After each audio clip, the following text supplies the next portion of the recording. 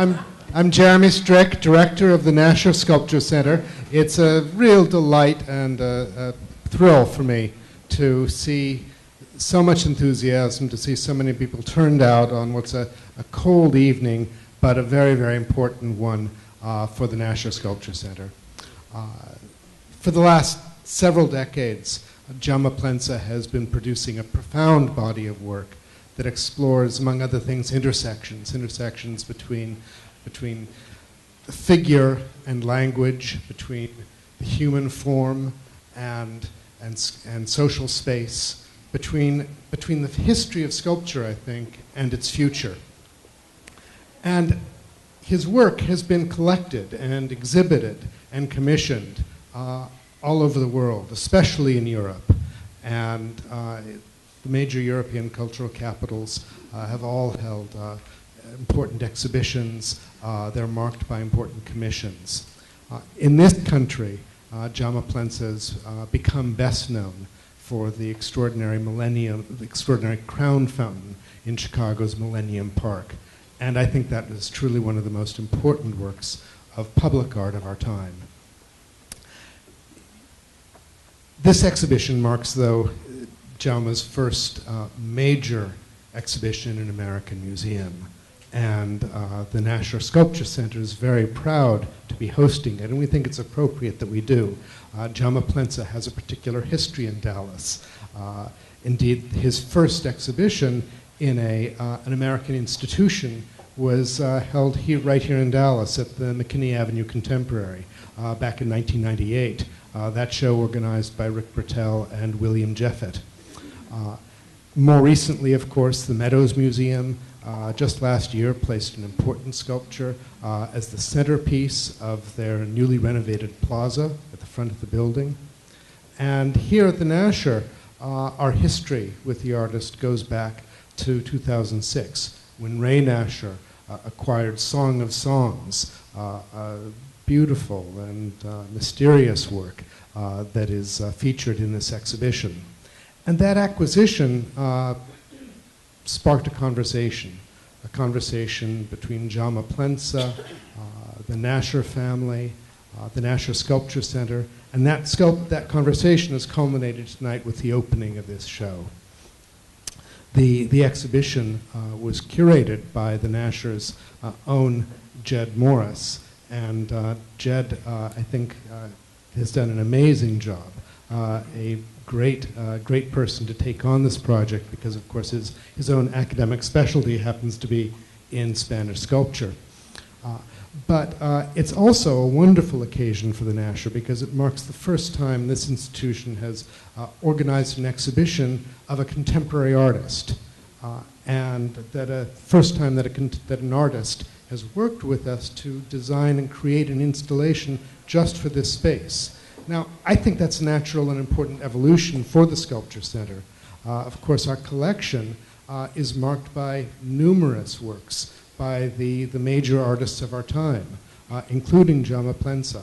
And so our program going into the future will, of course, continue to feature the work of great contemporary artists. But I can't imagine a better figure to begin this new element of our program. And I can't think of a more eloquent spokesman about sculpture or about an artist speaking about his own work.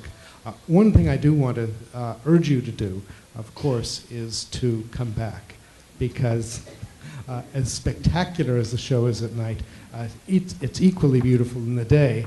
And I'm afraid that with this cold weather, some of you might not venture out into our garden, where a gorgeous and absolutely fascinating work has been installed. So with that, I'll turn the microphone over to the person to whom it really rightly belongs, the artist Jaume Plensa, and our curator, Jed Morse.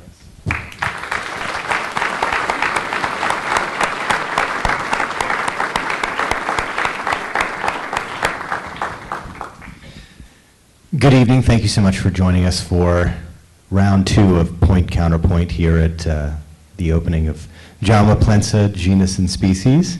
We are thrilled to have you here and thrilled that you have stayed to hear the second iteration of our conversation. And one of the important aspects of this exhibition is that it really is a snapshot of the work of Jaume Plensa. The chronology of the works in the exhibition ranges from 2004 to the present. And so it is a portrait of Jaume's recent work, but one of the amazing things about his body of work is that these works are very strongly referential to other previous works, to a whole diverse range of things. And you see, scrolling behind us, a number of images of large-scale installation projects, more intimate private works that he's done. But you can start to get a sense of the incredible range and diversity of his work, and the connection that many of the works in the exhibition have to some of the things that you see up on the screen. One of the reasons we chose the title, Genus and Species, was to underline this kind of diversity, but also the kind of organic development that has occurred within Jaume's career, and the fact that there are a few central ideas, and from those central ideas, so many diverse and varied forms have flowed. And in fact, when we talked about using this as the title of the exhibition, I went back to the work of Charles Darwin and the origin of species. And in the very last paragraph, Darwin makes the beautiful statement trying to summarize or come to grips with the impact of what his observations might mean. And he said, from so simple a beginning, so many beautiful and wondrous things have been and are being evolved. And that, for me, really resonated in relation to the work of Jaume Plensa. One of the keys of his work throughout has been his investigation of communication and language. And the central portion of that that comes up throughout his work is the influence of poetry. And I think that is often the physical interaction, the physical impact of the written word that is central in Jaume's work. And we start the exhibition, the installation, with a work that references one of the most important Catalan poets, Vincent Andrés Esteles. I wonder if you could talk a little bit about La Larga Nit. It's a long question. Yeah. Well, actually, as Jed said, we were working on that show since long time ago, long time ago. Jeremy Stick, Jed Morse.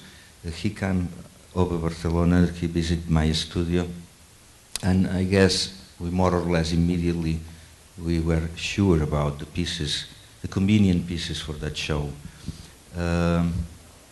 We were talking a lot about the title, and the title of that exhibition comes out because I'm completely fascinated with Darwin, because I guess he was completely linked with my concept of poetry.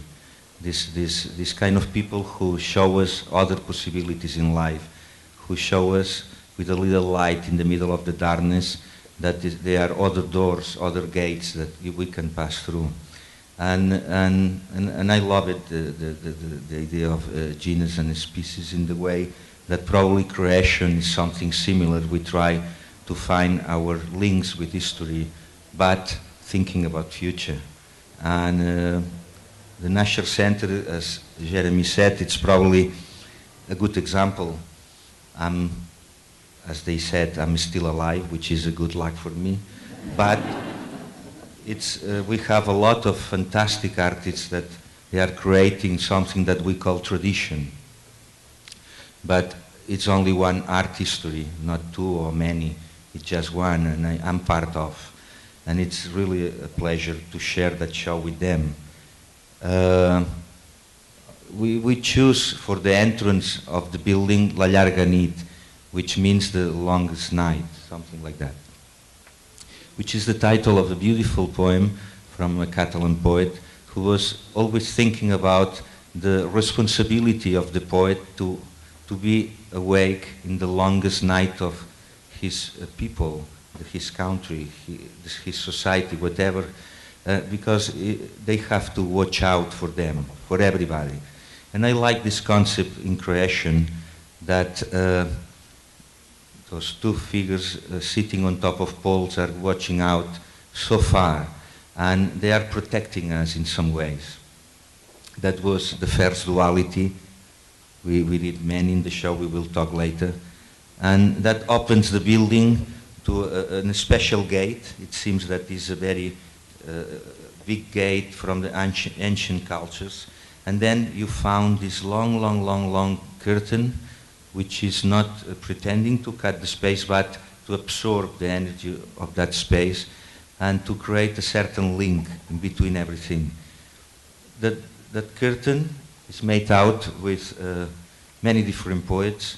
I love poetry, and I use all the poets that I guess I love and they help me to grow up. And it starts with Ginsberg, it's Allan Poe, it's Shakespeare, it's William Carlos Williams, it's Kerouac, it's Spanish poets like Miguel Hernández, Leon Felipe, the Catalan poet Assis Tellez, it's also the French poet Baudelaire, it's the German poet Goethe. Well, really poets that I guess were really near of my nature and ideas. Probably we never met them, but it was just because they were too early. But I mean, I'm sure that we can dialogue with them in the same way that we are talking today.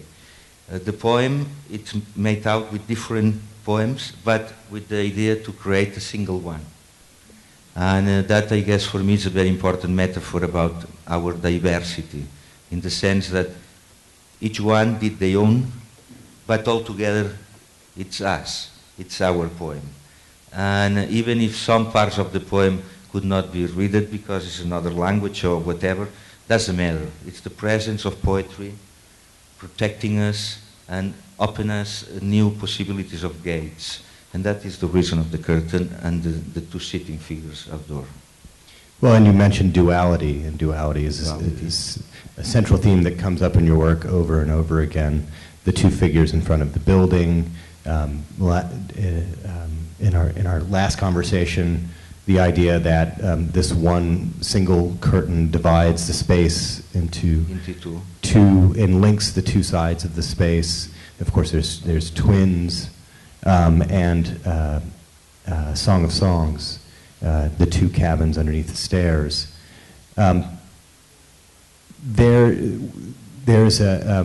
You've talked about duality and its relationship to sculpture, and I wonder if you could expand on that a little bit.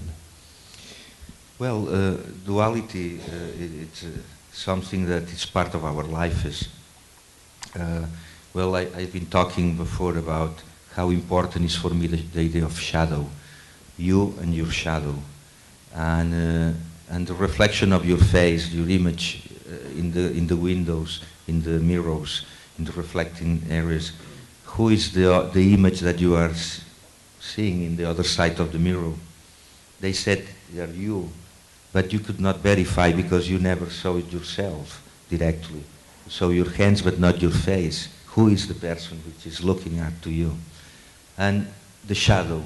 I guess in a sculpture, shadow is really important because talking about shadow, you are talking about light, which is the correspondence. And it's a new duality. Again, when you say night, you think about day. When you say darkness, you think about light.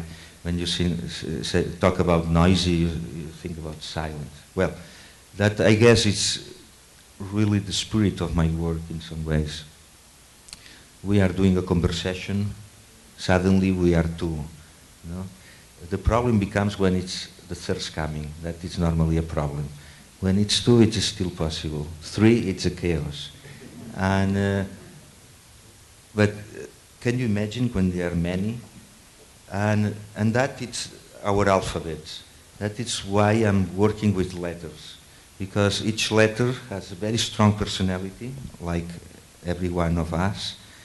When it seems nothing, one single person alone, one letter alone, A, B, C, nothing. But together, they have this tremendous possibility to create words. And words with words, text and text and text, ideas, and from the smallest to the greatest. But if you think about alphabets, well, each culture has their own alphabet. Very specific way to make a drawing of the traditions, of the way to see reality. Each culture is different. But how beautiful is to combine all alphabets, even if you don't read it. Why? It's just beautiful, the presence of them as a metaphor of globality and diversity. That is also my work. But it's also my work, this idea that, like in the piece, Where Are You? Those figures fixed on the walls, you probably saw it over there, it's 3 figures. They are so fat that they could not fly. This is the idea of the fat angels.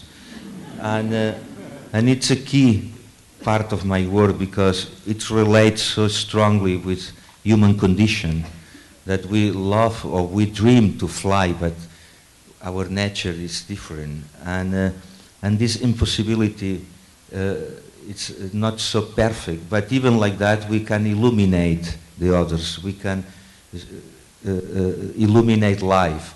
And those pieces, I guess, are very beautiful in that reason. That is also my work.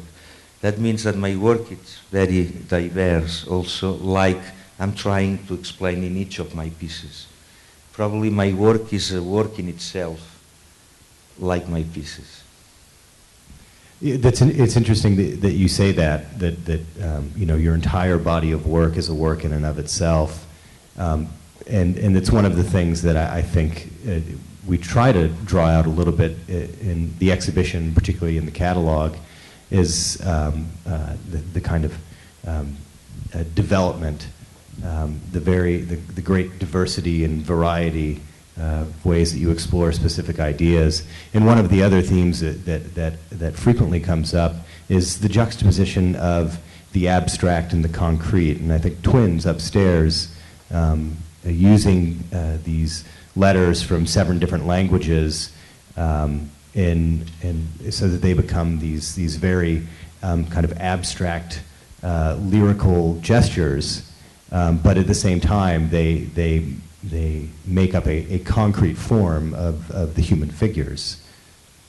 Well, sure. Well, I've been always convinced that life permanently are tattooing our skin, but with transparent ink. That is the reason that we cannot see it. But suddenly you met somebody that has this capacity and you fall in love, or you have the feedback to become friends with. And I like this concept that we are permanently tattooed by life. And well, those figures, the twins, or the sitting figure that we have in the terrace, are in that direction. It's one of my families. A mixturing alphabet that we talked before. But keeping the human shape. It's kind of very organic shape, and it's always open. They have not face. It's open because it's like a big mom that is waiting for you. You are invited to go inside, and it's fantastic because you feel completely embraced and protected. A little bit similar like my pieces in the garden, which is my self-portrait embracing trees. And there's a live tree coming out from my, let's say, rigid body. No? It's a cast bronze piece with an alive tree. Well, it's always this permanent allegory or metaphor about the human body, which for me is quite important. Those are the pieces. Oh yeah, here we are. Where are you? 1, 2, and 3. And this idea of life being tattooed on your skin in invisible ink, that really comes out in those works, which have raised on the surface of them words indicating various points on the Earth, lines of demarcation like the equator and Tropic of Cancer, or bodies of water or continents. This sense of location is also something that comes up, and it seems to be, and as this scrolls, you'll notice several works that deal with this question of location, the central question of where are you, which seems to be not a literal question, but more of a metaphysical question. Well, it's a very important question in any case. Where we are, that it's the main reason to travel and to look for, I guess. I defend many times that the sculpture is probably the best way to put the question. The question mark, I've been working quite a lot about that shape as well. The answer, if the question is right, the answer is easy. The difficulty is to put the right question. And many times journalists are a little bit angry with me because they said, but you have nothing more to say. I said, but the question was ridiculous. I mean, if you put the right question, you know the answer immediately. But I guess the beauty of a sculptor is that we are still trying to ask ourselves the main questions. That is the beauty of our job. Generation after generation, all through history, we are still asking about the same questions, the main questions. And I guess one of those questions is who I am, another is where we are, and things like that. Not so much complex, but incredibly deep and wide. And well, I guess only to say that it's very moving. I feel moved when I said, "Where are you?" He said, "It's very incredible." And I guess sculpture, it's a good media to talk about this kind of elements. We cannot describe, we can try to talk about the most deep inside feelings that every single human being has. One of the works in the exhibition that has never been shown before in public are the 11 incredible alabaster heads in the first gallery upstairs. And these are brand new works for you, but are related to what is probably one of your best known works, particularly in the United States, the Crown Fountain in Chicago. Yes, we talked many times about it. When I did the Crown Fountain, it was really something extraordinary to spend so much time filming faces. My intention was to try to create a piece as an homage of the anonymous people living in one city, and really to use them as divinities. You probably know in Rome these magnificent fountains with divinities, that they are carved on stone and they are in the same position since centuries, which is fine. But I thought technology today allow me to really use them, but in a live way, which is I introduce video in those sculptures and the self-portrait of each, the portrait of each of them, but in a very elongated way. I scratched the faces because my intention was not exactly a portrait, but the soul, to catch in some ways the soul of these 1,000 inhabitants of the city. The way that they spit water from their mouth was also my idea about giving life through your mouth. As we talk, words are fluently going out of our mouth as water. Okay, that experience was really very intense, and I thought that portrait is an amazing place where you can really develop, I don't know, feelings, very subtle feelings, to talk about soul, about very fragile elements. But I decided to do that in a very traditional media, which is to carving a stone. And I choose alabaster because alabaster has this kind of beautiful light coming out from inside. It's a very soft stone that allow you don't fight too much with, but to more than to carve the stone, to caress. And slowly you make those faces. I spent around 2 years to do those 11 heads. And when I can see the heads right now in the, I guess, in the right position, it's really moving. Because those heads are girls that I know, 10, 9, 11 years old.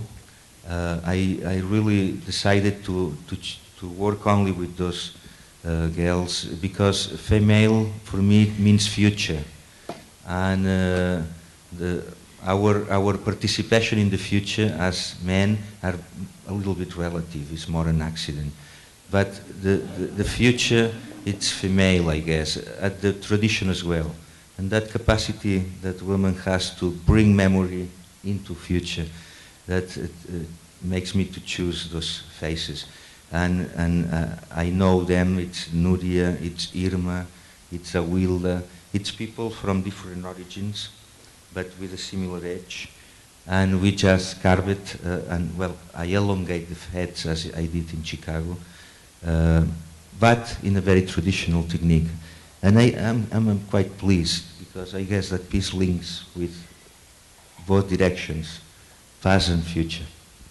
Well, and they are incredibly evocative in that way, in that the material itself has this incredible capacity to give light from within, and at the same time they are, the elongation kind of speaks of kind of the technological basis of them, but at the same time they evoke so many well-known monuments from civilizations past. The monumental Olmec heads, the installation certainly evokes the Karnak in Egypt, which we've talked about, and the heads at Easter Island. And I think that is one of the things about your work, is that it may come from a specific point, but it's evocative of so many different things. It seems to be incredibly open-ended. Well, I hope so, because I guess I need a point of depart, but not necessarily the people who will interact with my work should think the same as me. And I guess a piece should be as open as possible to invite as much as possible people to come in. Since always I love Elias Canetti. Canetti was a fantastic writer, and he was always thinking, and probably thinking more, because he was thinking for all of us. I don't know why. He was amazing. And he said, perfection don't allow us to go in. That means that we have always to keep our imperfection, human touch in everything. No? If something is too right, you have to break a little piece. If not, something is wrong. And I like this idea of fragment. And my heads probably are also evoking a little bit that concept that it's not only my hands, but it's also time working for me.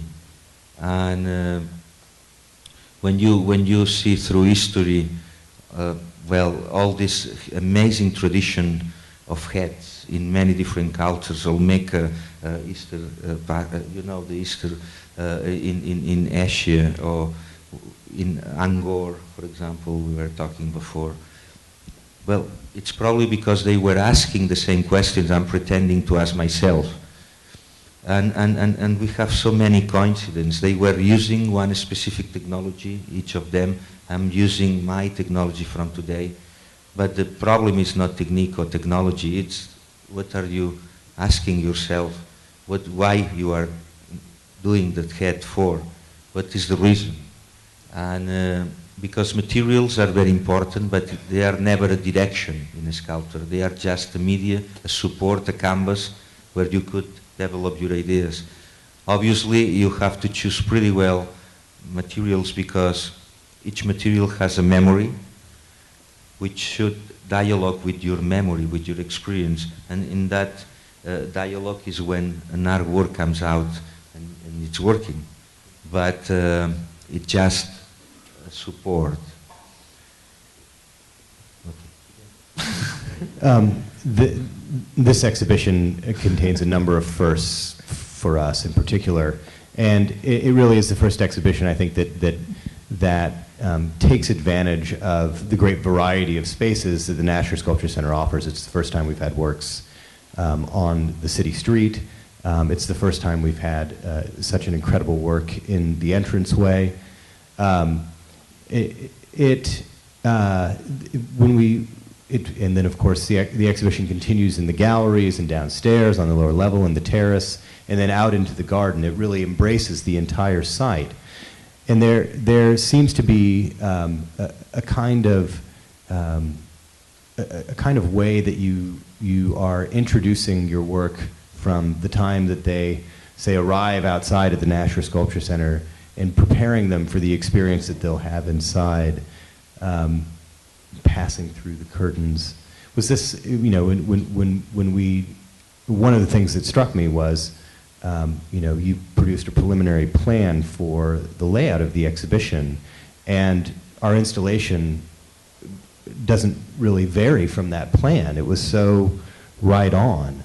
I wonder if you could talk a little bit about what you hope the visitor's experience might be from the time that they arrive through the exhibition. Well, I always said, you know, that I'm quite intuitive in my job. I'm completely convinced, as Einstein said, that intuition is much more important than knowledge. And I guess for creation you have to follow your feelings. And I really appreciate our collaboration. It was great because I guess we did a good job just like this, no? Following our intuitions. And we really enjoy very much that installation because suddenly everything was possible. And why it was possible? Because I guess the building, it's a very interesting place in the way that offers us an amazing freedom for an artist to really express their personality. The architect has been so kind to keep a certain neutrality in the building that we have not to compete with, but to dialogue. And I guess it's a key thing in that building. It's neutrality. That helps us a lot because obviously after me will be another artist, another, I hope. And each one has the capacity to do completely the show with their own personality. First. Second, it is because I'm fantastic. That it's, obviously the show was fantastic.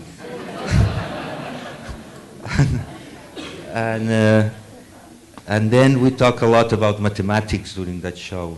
It was right because this idea of building, it's made by 1 and 2, 1 and 2, and it's really, believe me, it's true, because it's funny because our hands took a piece, and I don't know why the piece moves until the right place to be situated.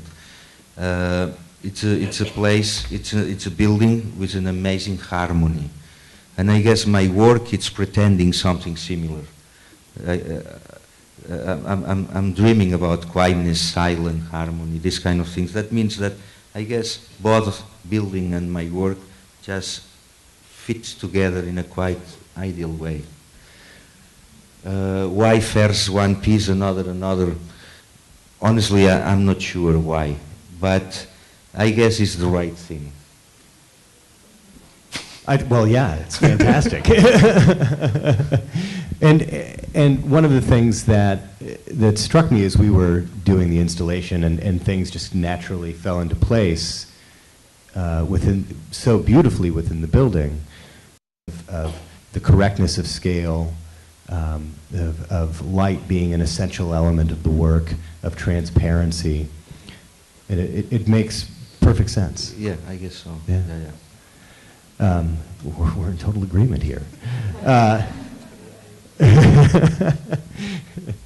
But I also noticed that one of the, there is this kind of, whether intentional or not, there is this wonderful kind of path that the visitor takes from, being beckoned to our door by these two poetic sentries Villarica outside, to the experience of walking into the exhibition and kind of going through the transformative experience of passing through the words of the poets to enter into the exhibition space, and then have the the joy of finding these two monumental figures that create enclosures with letters from many different languages, and that very kind of ritualistic installation of the heads.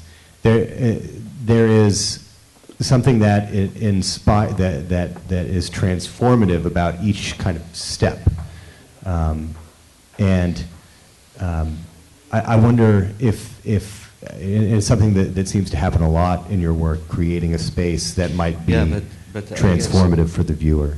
Yeah, it's right. But I guess the piece which is part of the Nasher collection, just in the other space right there, I guess it's a good example what was our intention in that show, because it's a piece installed in a quite secret way. It's just underneath of everything. That means that it's also supporting everything. The piece underneath of the staircase becomes like two columns supporting, that if you broke the columns, everything falls down. And I guess it's a very strong piece in that position. And it's, for me, one of the keys of that show, even if it's so discreet the entrance, it was a dream, because two cabins, two cells, two men sitting on poles. This idea of duality was important. In the garden was completely different, because every one of my pieces, I have 7 self-portrait embracing trees, are probably in dialogue with another artist, because they have also the permanent collection in the garden, and it was really a pleasure to try to dialogue. You know, sometimes artists, we are fighting, it's our job, but sometimes we are also talking and enjoying to be together. I really like it because my pieces are similar of my size, the bronze cast pieces outdoor, but also the trees are just related with my size. My trees are in dialogue with the big trees in the garden. My small piece are in dialogue with the big piece of the other artist. And I guess my position is more like, you know, the young guy visiting the grandparents and waiting them to talk with you. And I think it's very nice, because as Jeremy said the other day, which I like very much, he said your piece becomes an excuse to visit the rest of collection, which I like very much, because that is one of the main functions of art. It's just to produce a little movement, and the movement with another and another. And I guess all the show is a little bit like that, little movements. The curtain sounds, people pass through, then they are impressed by the alabasters, and then turn the head and they see something, they look at it, and it's the twins. And then in this little room over there, a little bit in closet, it's my 3 fat angels that I love so much, because they could not fly.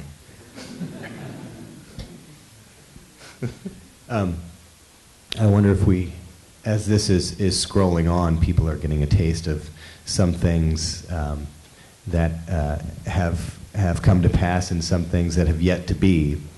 And I wonder if you could tell us a little bit about the projects that you're working on right now. Well, you probably saw in the images a very big head, a white head in the middle of the boots. That is the last project that I really finished nearby Liverpool, which is a very tall head that I did in an old mine area in the north of England. I'm working now my first architectural project, which is a pavilion in Ogishima, in a little island in Japan, in the inland sea of Japan, which will be ready in July this year. I'm finishing that project in the Burj Dubai, this tower. Well, now it's Burj Khalifa, it changed name, and it will be ready next month. Well, and the most important thing, I'm pretending to continue with my job, which is amazing, I have to say, because many times I'm just joking, because we are at the Nasher Sculpture Center, we can joke, and because we are talking about the sculpture, and I believe so much in a sculpture that many times I see that there's so plenty of confusions. And sculpture, it's something out of time. It's not a contemporary or past or technologic. It's out of time. And I would love to keep that idea on my work. And, well, I'm in that direction. Well, we look forward to seeing all of the future projects. Thank you all very much for coming this evening.